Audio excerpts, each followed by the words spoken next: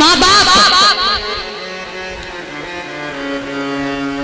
पति पत्नी थे तो उनके 15 साल हो गए, कोई भी बच्चा नहीं हुआ। 15 साल 18 साल के बाद एक बेटा हुआ। हर जगह मन्नतें मांगी, तब एक बेटा हुआ। तो हॉस्पिटल में जब वो बच्चा पैदा हुआ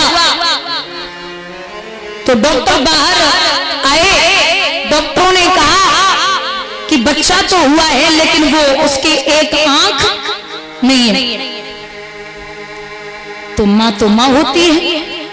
बोले अरे बच्चा है ना मेरा, चांद का टुकड़ा है, अगर आंख है नहीं तो क्या हुआ, मेरा बेटा है, 18 साल बाद हुआ है, मैं बड़े अच्छे से रखूंगी, आप मेरे बेटे को लाइए। लेकिन डॉक्टर ने कहा अगर तुम दोनों में से कोई एक आंख बेटे को दे दे तो इसकी आंख आ जाएगी। बाप ने मना कर दिया, बोले मैं नहीं दे सकता, मुझे काम भी करना है, अभी जीवन है। तो माँ बोली ऐसी क्या बात है, मेरी एक आंख निकाल लो और बेटे को दे दो। माँ ने आंख निकाली, बेटे को दे दी। अब जब बच्चे को आंख दी, समय बीता, धीरे धीरे बच्चा बड़ा हुआ। तो 1 साल बाद पिता का एक्सीडेंट हुआ तो पिताजी चले गए। अकेली बची माँ, वो बच्चे को पालने लगी। जब पालने लगी तो जब वो थोड़ा बड़ा हुआ, स्कूल में एडमिशन कराया, तो माँ जो थी वो काली सी थी, और एक तो काली, दूसरी एक आंख नहीं है। तो बच्चे को स्कूल छोड़ने जाती तो जो साथ वाले बच्चे थे वो कहने लगे क्यों रे, तेरी माँ तो काली भी है और कानी भी है, तुझे शर्म नहीं आती? अरे ऐसी माँ ऐसे घर पे पड़ा रहने दिया कर, क्यों स्कूल छुड़वाने आता है, मुझे शर्म आती है। बच्चा दूसरे दिन माँ से बोला, मैया तू मुझे स्कूल छोड़ने मत आया कर, मेरी बेइज्जती होती है, मुझे शर्म आती है, तू एक तो काली है और दूसरी कानी है। माँ बोली ठीक, कल से नहीं आऊंगी। दूसरे दिन से बच्चा अकेला स्कूल जाता तो बड़ा हुआ धीरे धीरे। महाराज हाई स्कूल गांव से पास किया, अब बाहर पढ़ने के लिए माँ ने भेजा। तो माँ 4-5 घरों में झाड़ू पोंछा करती, मेहनत करती, 20-20 हजार रुपए एक महीने में बच्चे को भेजती, पूरे दिन मेहनत करती, पूरी रात करती, और ये आस लगी है कि एक दिन ऐसा आएगा मेरा बेटा बड़ा अधिकारी बनके मेरे पास वापस आएगा, उस दिन हमें आराम ही आराम होगा। पूरी मेहनत करती मैया। बच्चे ने बाहर पढ़ा, अब पढ़ते पढ़ते बच्चा डीएम बन गया। जब डीएम बना तो बाहर से पत्र भेजा, बोले मैया तेरी मेहनत रंग ले आई, तूने मुझे बहुत पढ़ाया, बहुत मेहनत की, अब तेरा बेटा अधिकारी बन गया। अरे माँ तो पूरे गांव में नाच रही है, लड्डू बांट रही, मेरा बेटा अधिकारी बन गया, अब मेरा बेटा बहुत जल्दी मुझे लेने आएगा, अब मैं घर घर झाड़ू पोंछा नहीं करूंगी, मुझे बहुत खुशी है, प्रसन्न है। लेकिन भैया 1 साल हो गई, 1 साल हो गई, बेटा घर पे वापस नहीं आया। बाहर जाती अंदर आती, फिर बाहर जाती फिर अंदर आती, 1 साल हो गई, काम करने लगी, सोचती है कि मेरा बेटा जल्दी आएगा, लेकिन बेटे ने 1 साल तक माँ की कोई खैर खबर नहीं ली। 1 साल बाद फिर एक चिट्ठी आई और उस पर लिखा था कि माँ अब तेरे बेटे ने शादी कर ली और बहुत बड़े घर से, बहुत बड़े बाप की बेटी है, उससे शादी हुई है। माँ का तो चेहरा उतर गया, बोले इतनी मेहनत की, इतना पढ़ाया लिखाया, और बेटे ने तो सब पे पानी फेर दिया। मुझे एक बार पूछा भी नहीं कि मैं शादी कर लूं या नहीं। इतनी मेहनत मजदूरी की मैंने, चलो कोई बात नहीं, बेटा है, अब बहू को लेके हमारे पास आएगा। भैया 1 साल हो गई, बच्चे ने माँ की फिर कोई खैर खबर नहीं। अब फिर 2 साल बाद एक पत्र आया, मैया तू दादी बन गई है, तेरे घर में एक नाती हो गया।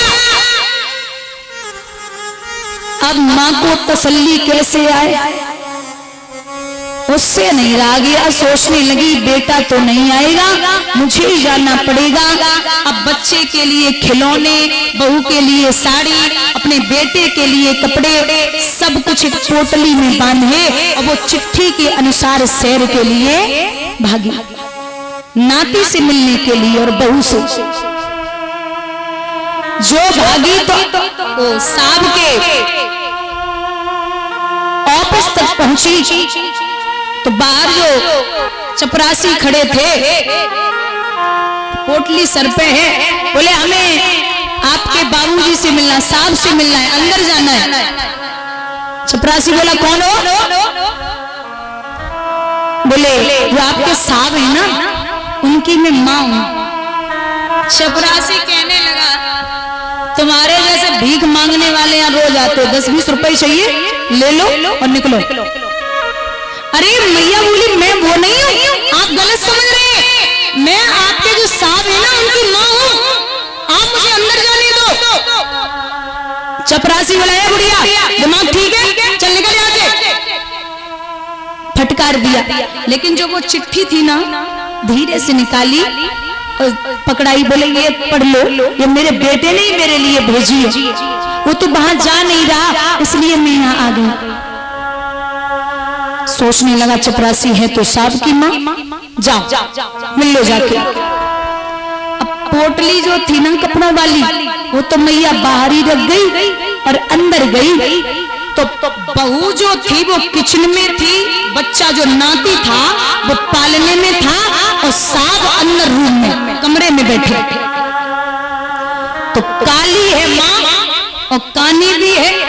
जैसे ही बच्चे को उठाया नाती को, वैसे ही बच्चे ने रोना शुरू कर दिया। बहू अंदर से आई किचन से बाहर, बोली कौन है? अरे कौन रुला रहा है बेटे को? भैया जो शकल देखी मैया की, बहू जो थी वो भाग पड़ी। बोले अरे महाराज सुन नहीं रहे हो क्या? ये देखो बच्चा चुराने वाली घर में घुस के आई है, अरे ऐसे रोको, ये बच्चे को ले जाएगी। साहब बाहर आए, चेहरा देखा तो माँ ने बेटे के सर पे हाथ फेरा, लाला पहचान लिया, मैं तेरी माँ हूं। है? बहू बोली ये माँ है, ये तुम्हारी माँ है, ये शकल देखी अपनी? क्यों जी, ये तुम्हारी माँ है क्या? अब तो साहब चुप, बोल नहीं रहे। सोचने लगे अगर बोल दिया कि मेरी माँ है तो मेरी बेइज्जती हो जाएगी, बहुत बड़े बाप की बेटी है। बोले नहीं नहीं नहीं, किसने बोला? ये मेरी माँ नहीं है। अरे बुढ़िया कहाँ से आई है? लगता है तू रास्ता भूल गई, ये तेरे बेटे का घर नहीं है, जा निकल।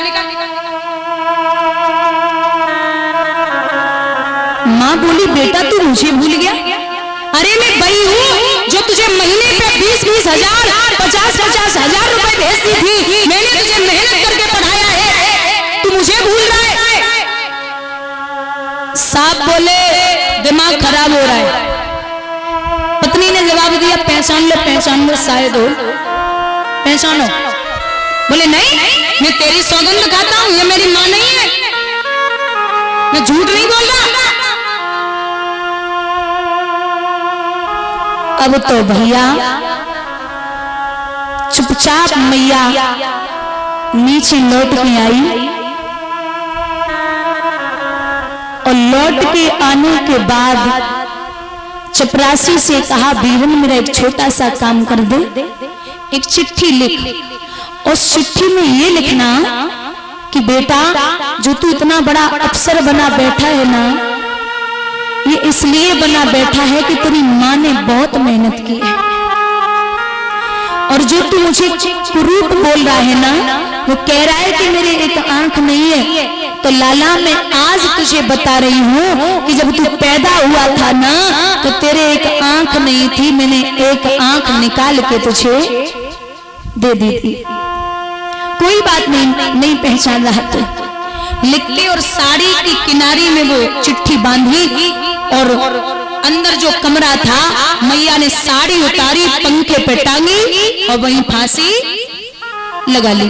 अब सांप ऊपर से नीचे आए, जैसे नीचे आए तो वो माँ फांसी के फंदे पे लटकी, सीधी निगाह पहुंची, अरे पत्नी भाग के आई, महाराज ये बुढ़िया जो अभी आई थी ये तो मर गई, जल्दी आइए। जो देखा जाकर के बेटे ने कि माँ फांसी के फंदे पे लटकी है, महाराज अब फांसी से नीचे उतारा, माँ के पैरों को बार बार चूम रहा, अरे मैया हमने जाते जाते अनर्थ करवा दिया, माँ पूरा तेरा जीवन बीत गया, इतनी सेवा तूने मेरी की, और आज जब तेरे सुख के दिन आए हैं तो माँ मैंने तुझे यहाँ से भगा दिया, मेरा जीवन बीत जाएगा लेकिन मैं तेरे कर्ज को कभी नहीं चुका पाऊंगा, मैं इतना अभागा बेटा हूँ, जाते जाते मैंने तुझसे ढंग से बात भी नहीं की, मेरा जीवन बर्बाद हो गया। आप एक बात याद रखना, पूरे जीवन कमाना, बच्चों को और बीवी को लेके शहर में रुकना, लेकिन अगर माँ बाप घर में तकलीफ में है तो आपका जीवन एक नरक के समान है। एक बेटा एक शेर को मार के आता है, शेर को, और शेर की खाल खींच करके माँ के सामने रखता, बोलता मैया ये ले, तूने जितना दूध पिलाया था आज मैंने एक शेर को मारा है, ये दूध का कर्ज खत्म हुआ। माँ बोलती है हो जाए खत्म, ठीक है मान लिया, लेकिन एक छोटा सा काम करना है। बोले क्या?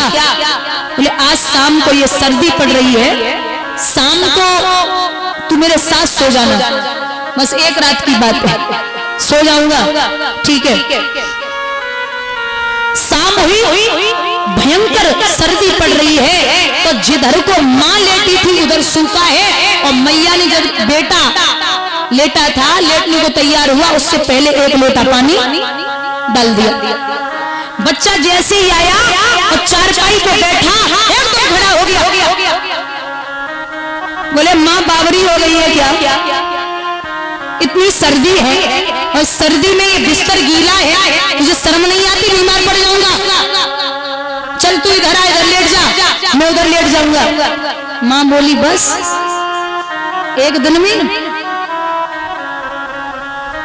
में परेशान? अरे ऐसी तो कितनी रातें हमने गीले में गुजारी, जब तू इधर गीला करता तो इधर लिटाती, इधर गीला करता तो सीने पे लिटाती, और तू कहता है कि शेर को मार करके कर्ज चुका दिया।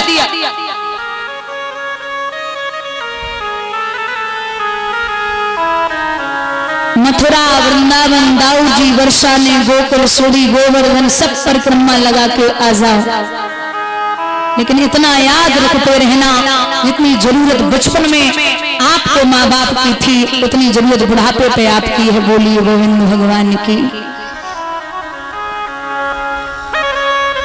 आज भैया कहते हैं सीता बोली कि हमें भी ले चलो,